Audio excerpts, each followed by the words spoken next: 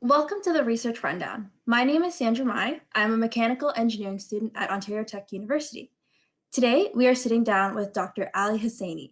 Dr. Hosseini is an assistant professor in the Department of Mechanical and Manufacturing Engineering at the Faculty of Engineering and Applied Science at Ontario Tech University.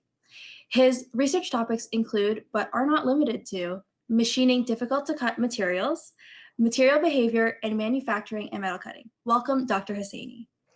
Thank you, Sandra, for having me in this research rundown. We are so excited to have you here. You are our very first professor. So to start off, we wanted to ask about your career path and how you got to where you were today. Well, it's a long journey. I started as an undergraduate student in 2001 in Ferdowsi University of Mashhad, which is one of the largest universities in Iran. I did my master there as well. I started my master in 2005 and finished in 2008. Then I moved to Canada in December 2008 to start my PhD in 2009 here at Ontario Tech. I finished in 2013, and since then I've been with Ontario Tech so far under different roles and titles, starting by being a postdoctoral fellow and then academic associate, assistant teaching professor, and now assistant professor. Oh my gosh, that's So it's so been a long journey. it has been a very long journey for you. So it actually gets me to be wondering about how you decided to be inspired for your research today and kind of what your research currently is about. My research is mainly, as you said in the intro, is mainly about metal cutting, machining, tool design, material behavior. So one of my first inspiration was during my undergraduate study when I was in an internship project. So I was working in a factory in which they were designing dies and molds for plastic injection molding for the automotive parts.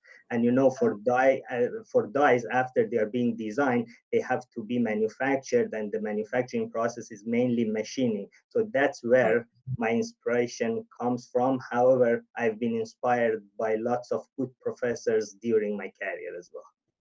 Oh, that's amazing. Can you tell us about one of these professors that inspired you?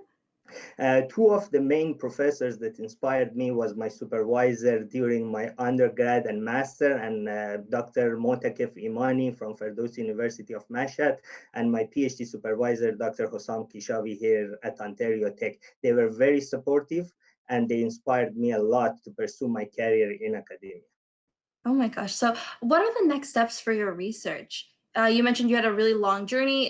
Do you foresee something else happening with your research as well? Research is a dynamic environment, so it's Right. always evolving. So recently, I received my NSERC Discovery Grant, which is a very important grant for early career researcher. So that definitely helps me a lot in recruiting more students and supporting more graduate students to work in my research group.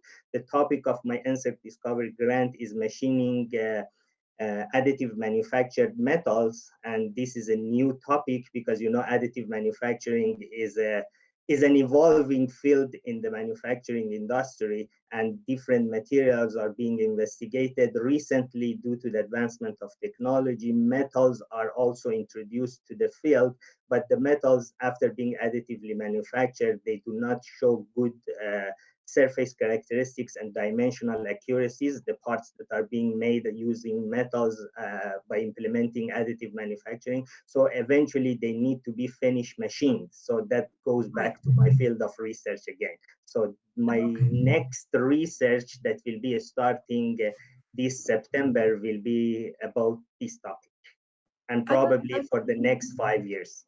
It's exciting that you have a kind of like a future path that you're moving towards. When you're looking at machining difficult to cut materials, what are some qualities of a material that you need to consider? What qualities make it hard to cut? You did mention a little bit before, but if you could go a little bit more into detail. When we are talking about machining, we are talking about three different elements that are involved: cutting tool, workpiece material that need to be cut, and machine tool. So what makes a material difficult to cut is what negatively affects each of these elements. So if we have a material to machine that adversely affect the cutting tool or make it worn out rapidly, that material can be considered as a difficult to cut. If we have a material that during machining, it damages the workpiece material itself in terms of giving us less dimensional accuracy or surface quality, that can also be considered as a difficult to cut material. Even some materials during machining, they generate lots of vibration that may damage both all workpiece cutting tool and even the machine tool. That can also be considered as a difficult to cut material. So it's a broad description. We cannot mention just one characteristics of a material that makes it difficult to cut. Lots of parameters are involved, but they are mainly related to the mechanical, thermal, and chemical characteristics of workpiece material. Oh, I see. So taking in the mechanical thermal aspects of the material, what would you say would be the hardest material to machine, and what challenges did you face, and how did you overcome these challenges? That's a great question because during my classes, students always ask me and they are looking for an absolute answer that, for example, what is the material that is easiest to cut or what is the material that is hardest to cut? We are dealing with the materials in terms of their characteristics and properties like in a spectrum.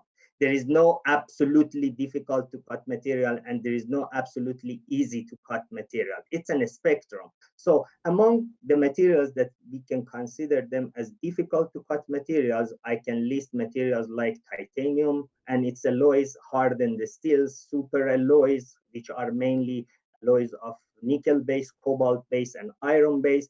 We have ceramics that are very difficult to machine, and we also have metal matrix composite.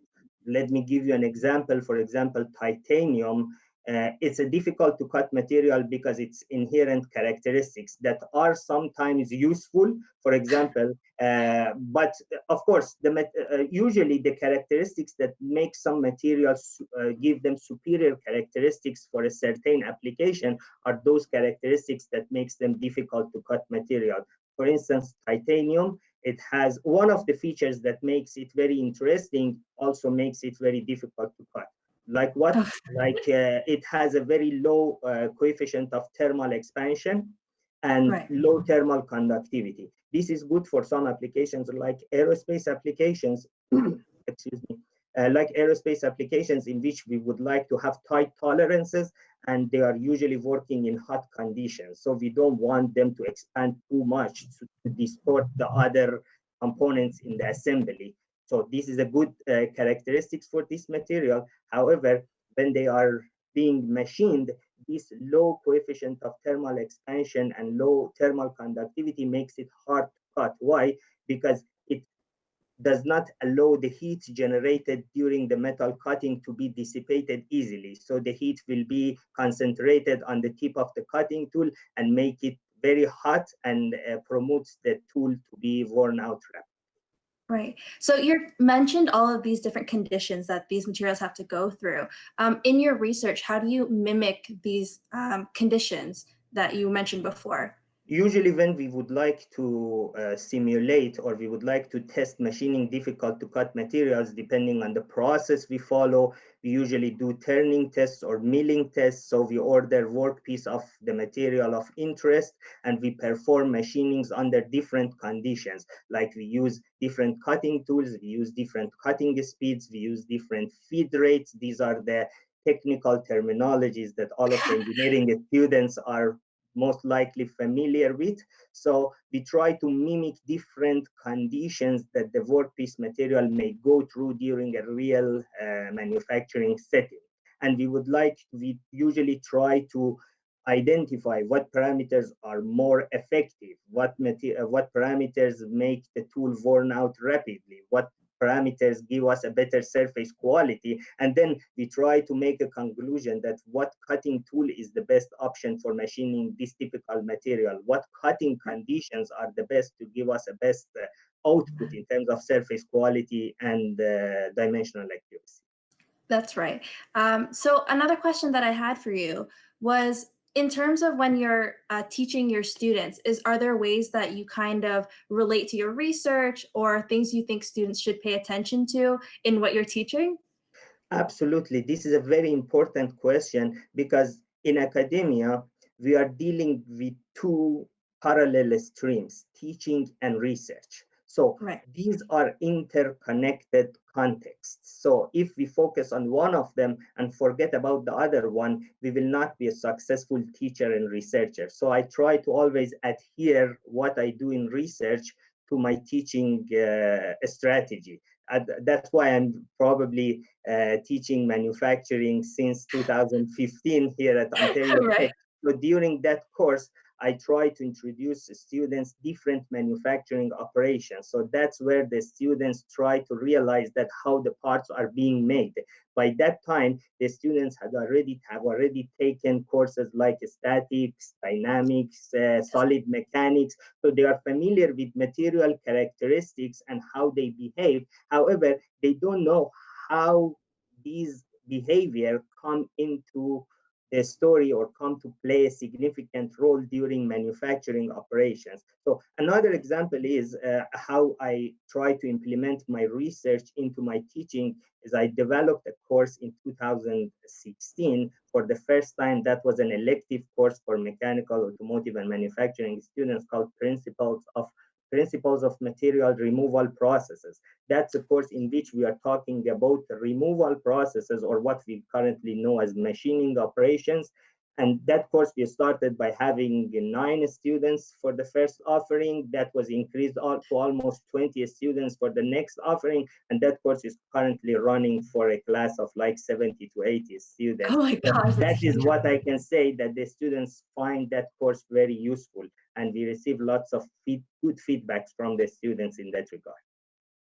In addition to attending this class that you mentioned before, in terms of if they wanted to be a graduate student or they're looking to get a master's and do research, do you have any words of advice on how they can successfully go into one of those roles?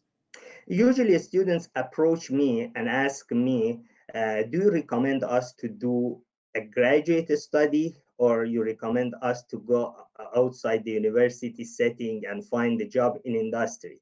I usually tell the students, you need to always find a passion in yourself, and I always encourage them to pursue their desires, whether that be in academia or in industry. Let me tell you something. Whenever we are talking about engineering, we are talking about serving community and serving the society and protecting the interest of public. So that can be done successfully in academia by being a good researcher. That can be successfully done in industry by being a good engineer out there designing high quality products and delivering high quality services. So if a student decides, so let me make it clear. I do not push the students to go to industry, and I do not push them to stay in academia. I usually leave it to their discretion, and I'm pretty sure our students are mature enough to select, to choose the right decision, to make the right decision. However, for those students who try to stay in academia, I congratulate them. That for me is a very good decision. They will be out of the industry for 2 more years, but that will broaden their knowledge beyond the expectation, because graduate study is all about research and focusing in depth rather than being on the surface. In undergraduate, you have been exposed to several topics and you have taken numerous courses. But in graduate study, you usually narrow it down to few courses, but you try to dig deeper. And that's a great opportunity for the students to expand their knowledge by focusing on a certain topic and being a master in that field of study. So I usually tell them, regardless of your discipline of study in graduate study, try to be punctual, try to be organized, try to be Right. professional and ethical. And at the end of the day, try to always remember that you are serving and protecting the interest of the society by being a good and professional engineer. That's very inspirational, actually. I think a lot of students will feel a lot better hearing what you said, just because I think as a student, it's really hard to know what you're going to do in the future. And you're right, people do kind of decide between going with research or going into the industry. So knowing that either way is okay is probably going to make a lot of students feel a lot better. Definitely. So I was wondering if you could tell us a little bit about the Code Life Ventilator Challenge. So, wow, this reminds me of a hard time in March when the schools announced that they are going to shut down the campus and because of this COVID-19 pandemic. We saw an announcement coming out of in a joint effort between McGill University Health Center and I believe it was Montreal General Hospital Foundation, a joint effort or a joint initiative between these two organizations. They announced a challenge in which the researchers from all around the world were asked to come up with design ideas for ventilators, and their challenge requires several main prerequisites, like the design should be easy to build, it should be easy to manufacture in remote locations, and it should be based on like very simple parts. So if your design is, for example, selected as one of the finalists, if they make the drawings and manuals available to anyone through the internet, anyone around the world with basic engineering skills should be able to build it. So that was the challenge. It was announced, I believe, if I'm not mistaken, late March, after 20th of March, and the deadline was early April. So we decided to form a team in engineering. Two teams were formed within the Faculty of Engineering and Applied Science. One was supervised by me, the other one was supervised by Dr. Barari, my dear colleague.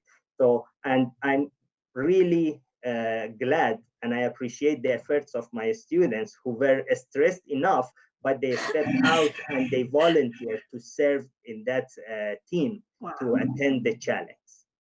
That's really amazing because right around that time is exams. So I'm really glad that Absolutely. they were able to do that. How did the teams relate to each other in terms of what they did? So we were under one umbrella. So our submission was under one umbrella of Ontario Tech Team 1 and Ontario Tech Team 2. And we were in close collaboration. We had daily meetings, sometimes twice a day, and we followed two different approaches. Each team tried to focus on a certain approach. However, we tried to confine ourselves within the context of that challenge, which required us to design something that can be built quickly, even in remote locations. So my team focused on using currently available components like sensors, valves that are available, assuming that we would like to deploy huge quantity of ventilators in a short amount of time. So we do not want to build anything from scratch. We try to use whatever that is available to us through the national or international vendors, let's say like Amazon. The parts can be ordered and can be delivered within 2 or 3 days turnaround, and you can order hundreds of them and you can deploy them to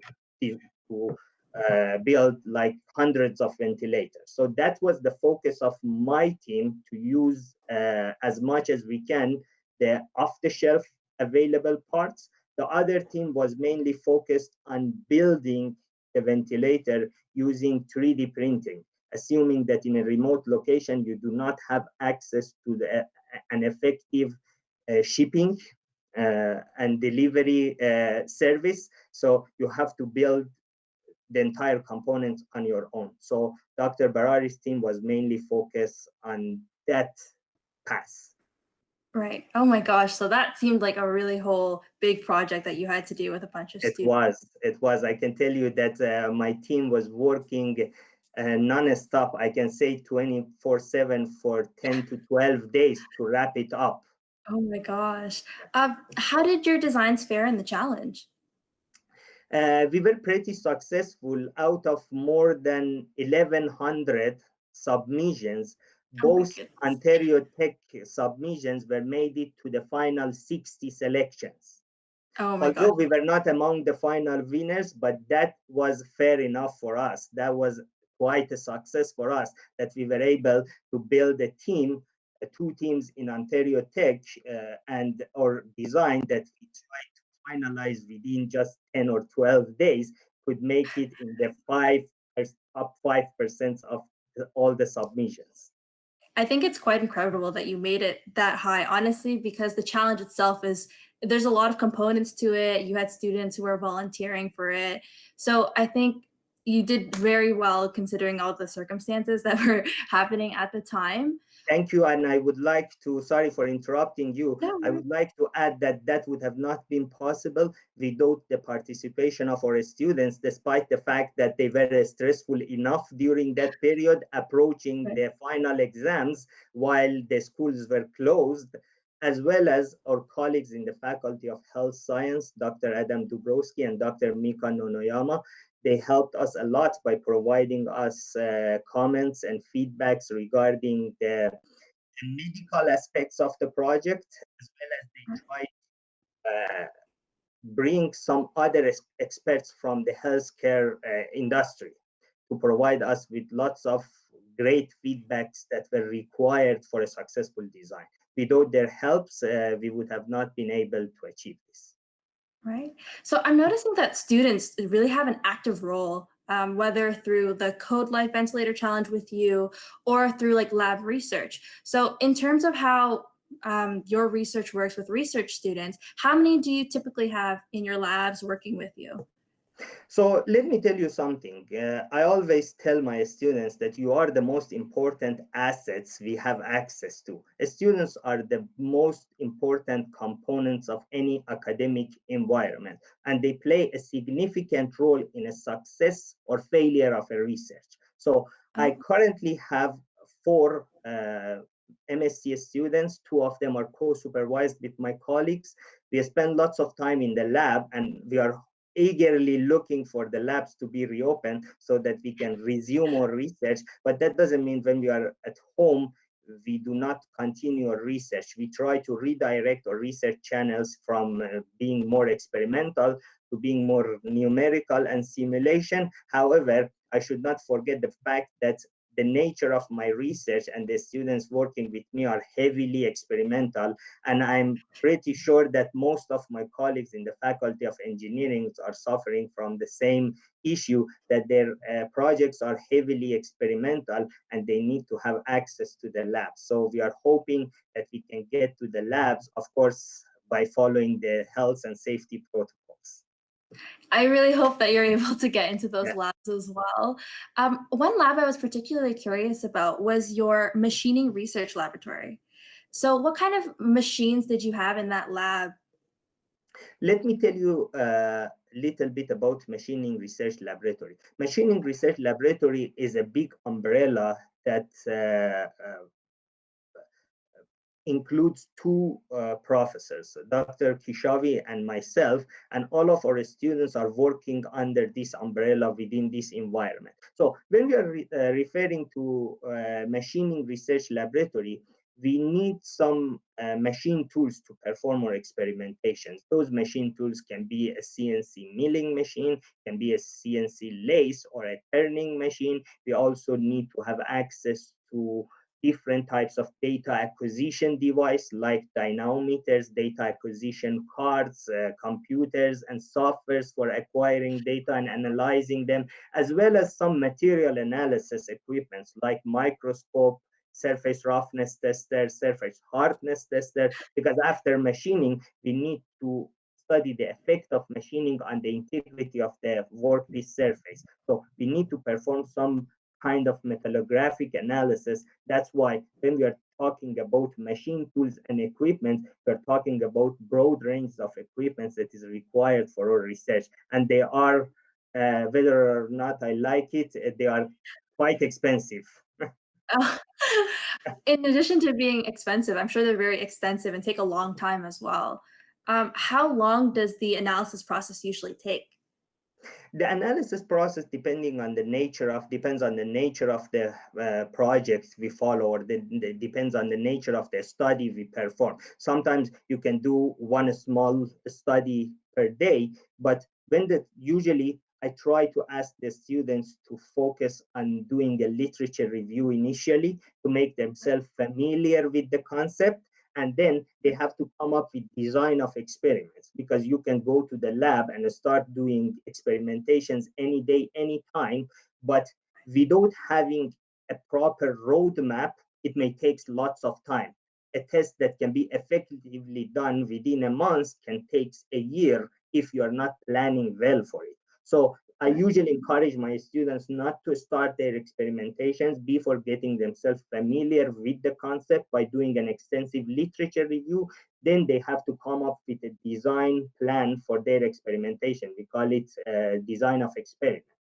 In design of experiment, we try to determine the parameters that are most effective on the output that we are looking for, and then we try to design the test in a way that we minimize the number of trials before we get to the desired output or result. Right. I thought it was really cool that you mentioned about the literature reviews because as a mechanical engineering student, I've had courses where they've had an extra component to look up literature reviews and to read through them. But I think usually we don't prioritize that as much. So from your perspective, you were saying that you're telling students to look up the literature reviews first and extensively get an idea. So I thought that was really important, something to highlight for students out there when they're doing projects and stuff like that. For your lab, what other projects have you had come up through your machining research laboratory?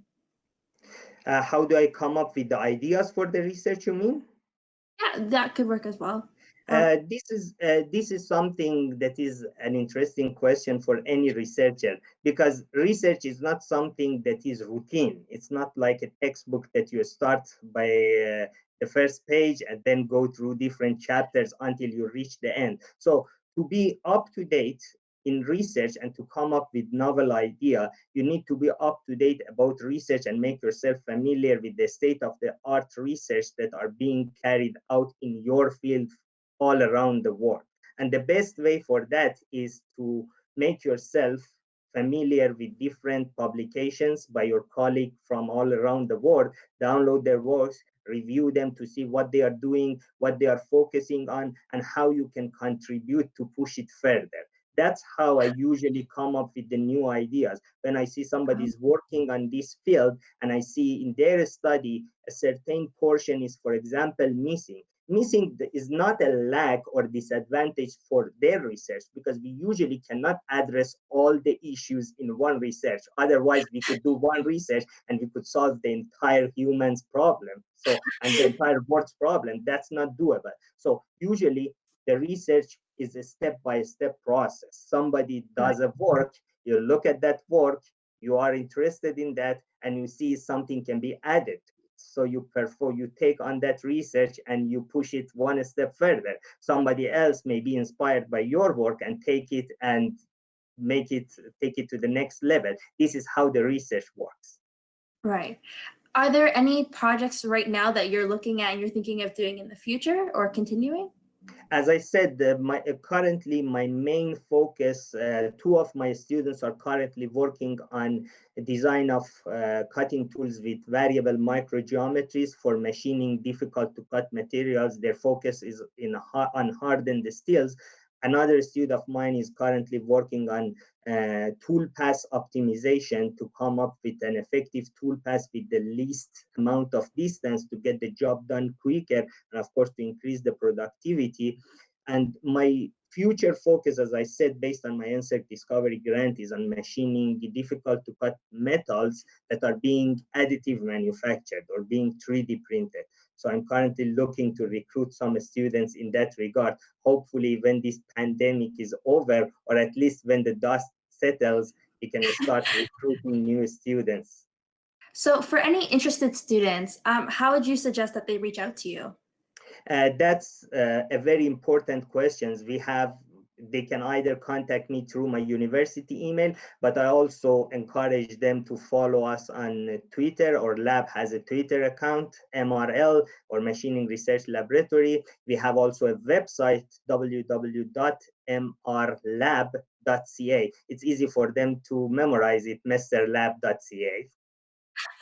I would definitely encourage students to go and apply for this opportunity when everything settles over. I wanted to really thank you, Dr. Hosseini, for taking the time to talk with us today. Before we finish up, did you have any last remarks you wanted to share? I would like to tell my students that do not be disappointed by this situation, because I see lots of students contacting me and say, for example, the fourth year students who were supposed to graduate, who were supposed to present their capstone projects and walk across the stage during their graduation ceremony. I tell them that this is the world, and the nature of the world is unpredictable. Yeah, as Right. human beings, we try to do our best to increase our knowledge and to predict the things, but we cannot predict everything. And this is one of those things that could not be effectively predicted. So I highly encourage them to be inspirational, to be courageous. This will be over. We will go back to the labs. We will go back to the universities. I highly encourage them to feel free to contact me or my colleagues, whoever they feel comfortable with. We are here to help. That is so encouraging to hear for the students. And I'm sure the graduate students and even current students really appreciate having you speak on that topic because it's very present right now. We want to thank you again for joining us today to discuss your research on machining difficult to cut materials. Thank you to everyone who is listening. We'll see you in 2 weeks with our interview with Dr. Carlos Rosa. I Thank would you. like to thank you for having me as the first interviewee.